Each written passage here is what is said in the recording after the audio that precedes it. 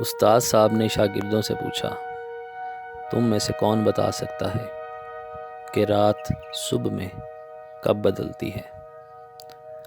پاس ہی بیٹھے ایک شاگرد نے نہایت ہی ادب سے فرمایا کہ جب دور سے نظر آنے والے بیری اور شیشم کے درخت میں فرق واضح نظر آنے لگے سمجھو کہ صبح ہو چکی ہے۔ ایک دوسرے شاگرد نے جواب دیا کہ جب سفید اور سیاہ دھاگے میں فرق صاف نظر آنے لگے تو سمجھو کہ صبح ہو چکی ہے۔ ساتھ ہی بیٹھے ایک اور شاگرد نے جواب دیا کہ جب کاغذ پر لکھی ہوئی تحریر بنا موم بتی کے پڑھی جا سکے تو سمجھو کہ صبح ہو چکی ہے۔ ان تینوں جوابوں کے بعد استاد صاحب نے شاگردوں کی طرف ایک دفعہ مزید دیکھا، لیکن کسی شاگرد کے پاس کوئی اور جواب نہیں تھا۔ تھوڑی دیر خاموش رہنے کے بعد استاد صاحب بولے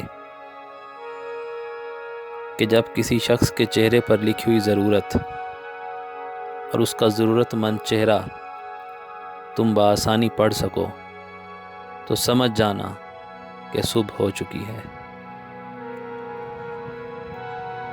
جب کسی مستحق شخص کے چہرے کو تم پڑھ سکو اور اس کے چہرے پر جو ضرورت ہے اس کو تم پہچان سکو تو سمجھ جانا کہ روشنی ہو چکی ہے اور رات جا چکی ہے۔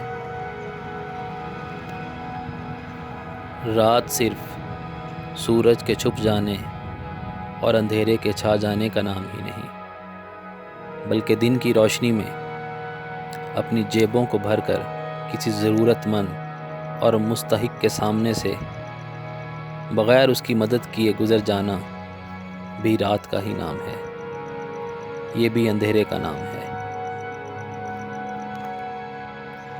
کچھ لوگوں کی زندگی میں کبھی روشنی نہیں ہوتی، کبھی دن نہیں ہوتا، وہ اپنی ساری عمر اندھیروں میں اور تاریکیوں میں گزار کر اس دنیا سے چلے جاتے ہیں۔ لیکن کچھ لوگ پوری زندگی سورج بن کر دوسروں کی زندگیوں میں چمکتے ہیں، ان کی مدد کرتے ہیں اور اسی طرح اپنی ساری زندگی روشنی میں گزار کر چلے جاتے ہیں۔ فرق دونوں میں صاف ظاہر ہوتا ہے۔ یہ اپنے اپنے کردار کا نتیجہ ہوتا ہے۔ نیند کی گولی کھانے سے نیند تو آ جاتی ہے مگر سکون نہیں ملتا، لیکن وہی کسی مستحق اور ضرورت مند کی مدد کرنے سے نیند آئے نہ آئے مگر سکون ضرور مل جاتا ہے۔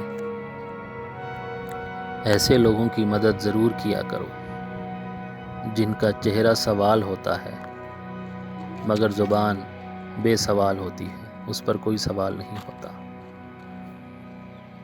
اللہ تعالیٰ ہم سب کو مستحق اور ضرورت مند لوگوں کی مدد کرنے کی ہمت، قوت، توفیق عطا فرمائے، آمین۔